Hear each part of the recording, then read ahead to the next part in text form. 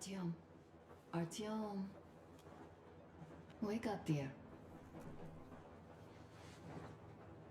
Is he up yet?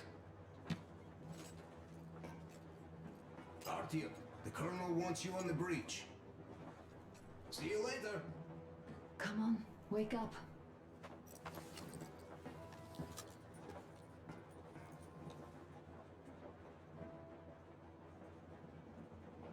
You did a great job there. We are not home anymore, so we'd all better act like you did. Smoothly. It's not like there's many of us humans left now. So I hope someday we will be able to trust others just because. Because they are people too. Am I bothering you? Sorry, I'm in a philosophical mood today.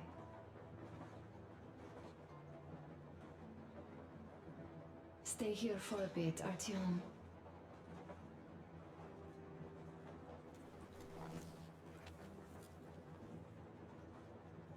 This is great. I wish I could stay like this forever. Artyom, when you climbed those ruins back in Moscow, with your radio, did you imagine our life on the surface at all? A home, for one. A place where we could live. A log cabin on the outskirts of a forest.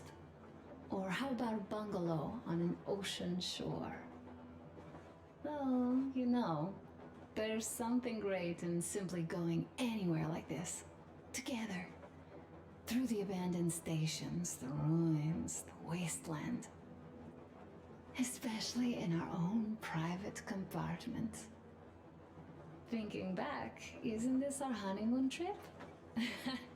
It certainly feels like one, even though it's a bit late. We've only had some honeymoon sorties at best so far.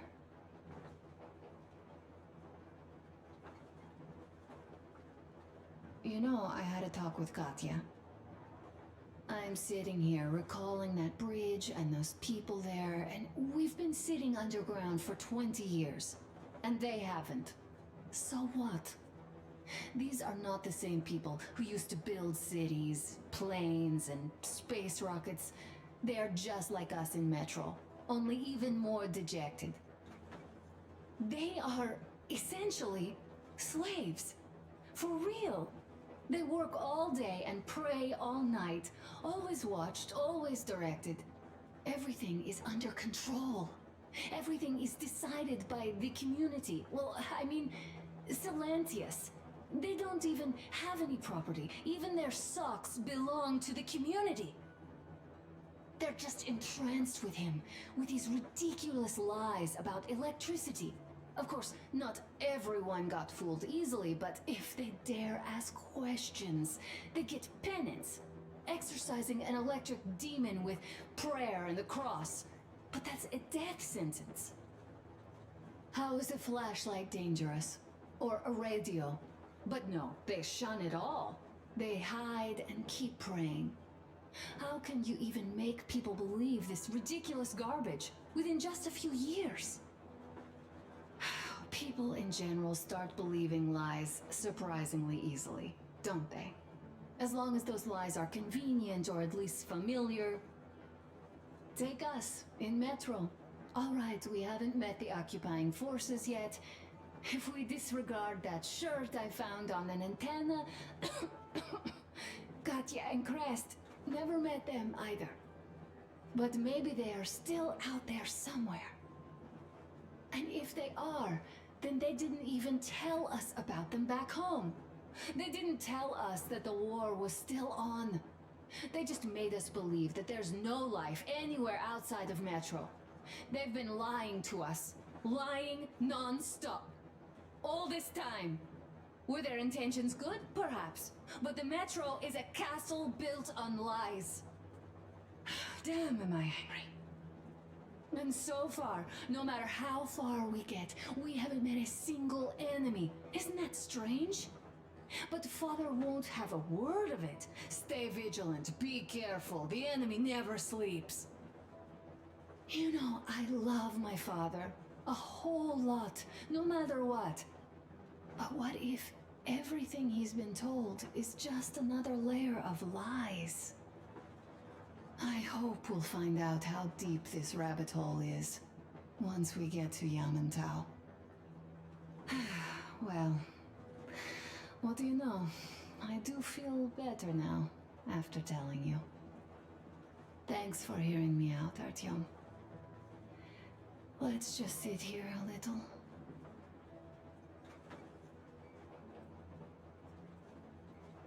All right, run along. Dad wanted something.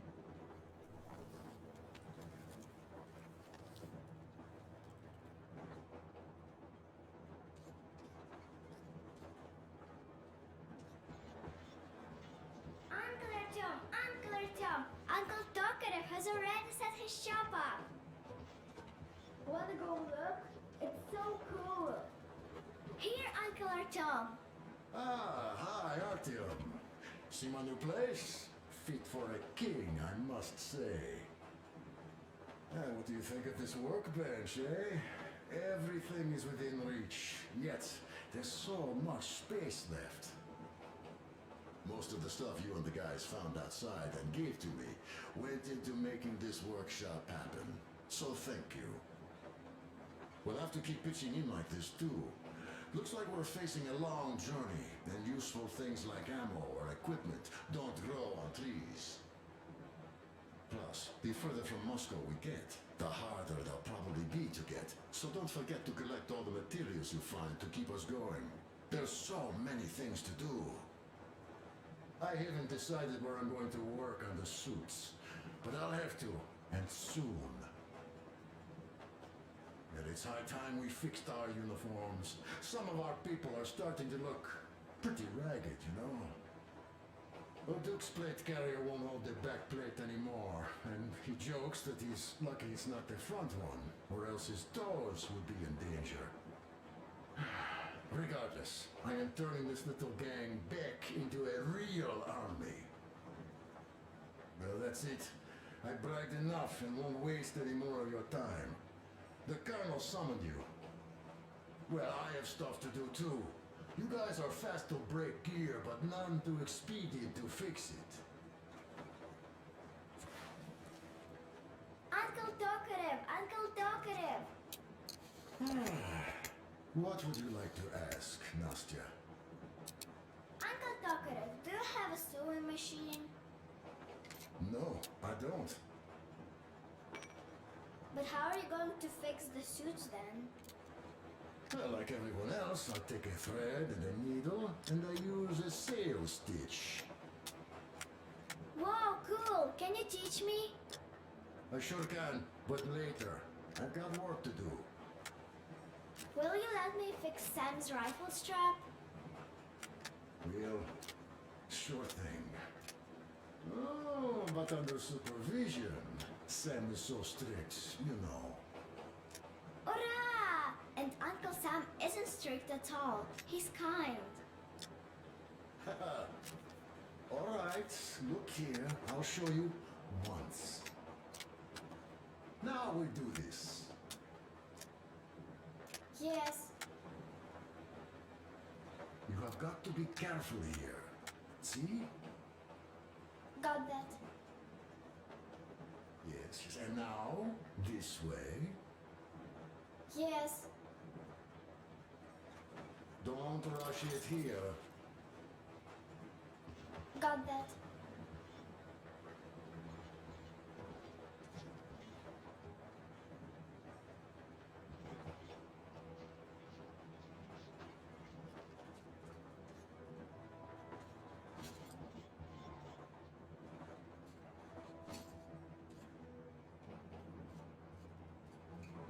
Artyom, come on in, have a seat.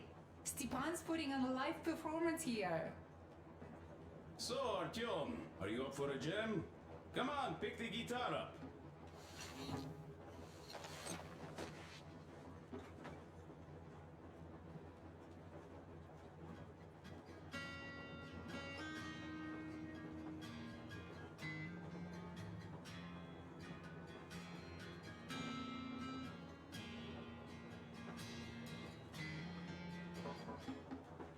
Thank you, Stepan.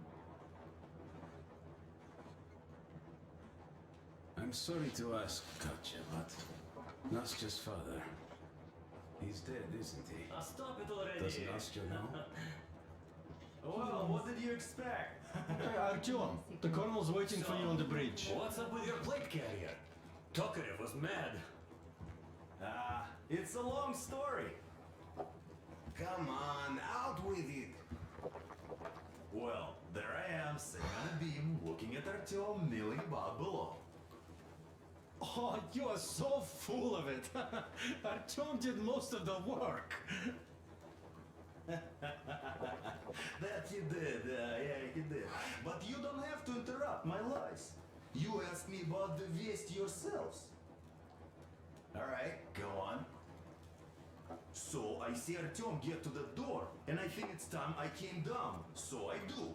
But something just holds on to me. What does? How should I know? It's dark, nobody around. But I can't move. And those locals kept going on about something. So I thought I was in a kind of a bind. Come here, Artyom. Listen. I had a talk with the Ark. All thanks to Tokarev. He got the decoder working. Ark, come in. Come in, Ark. Over. This is Ark. Identify yourself. Over. This is Colonel Sviatoslav Myelnikov speaking. I'm in command of a special operations force.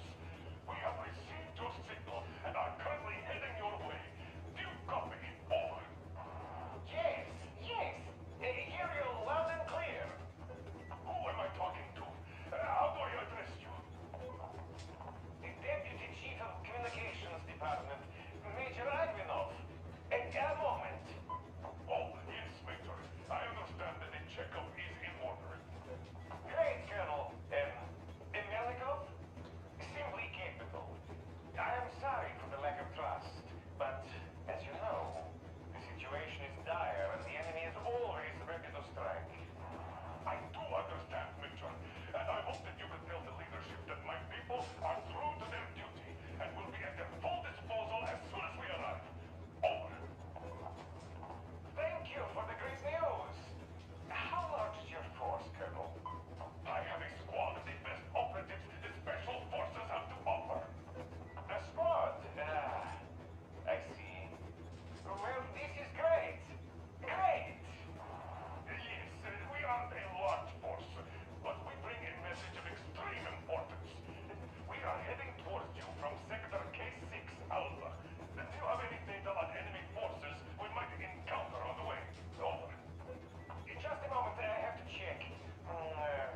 K6, Alpha, you say? As far as I can see, there have been no enemy encounters reported in the area, Colonel. I regret. I must end our conversation here, but know that we are waiting for your arrival. I am making my report immediately, and I am sure the Minister of Defense will be eager to see you. This is a great honor. Thank you. Just a few words more, though. What is the general situation there, Major? Please. Colonel, sir, you do understand this is classified information. But I do understand you. We are doing fine. Do not worry. Well, see you in the Ark. Over and out. I serve the people. Over and out. So, do you get this now, you doubting Thomas? I'm so excited my hands are still shaking. The minister himself! This is incredible! By the way, Artyom, you should take a look at the map.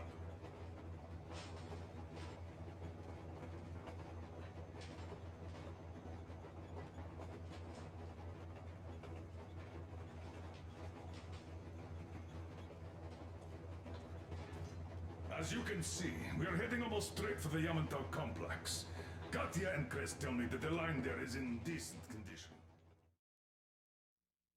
We are approaching the Yamantau bunker, the final destination of our long journey. Direct radio contact with the bunker has completely dissolved Miller's resentment towards me for destroying our previous lives. He is eagerly anticipating the meeting with the Minister of Defense he was promised. Probably such things are important for a career officer. The people, though, are less interested. They are asking important questions. Where are the occupying forces? Why is there just wilderness and people gone wild around? What's stopping the government from restoring the country? What was being done in the last 20 years? Miller believes that we'll get all the answers. He will be pardoned, as well as Anna and I. And we will all return home to the Metro.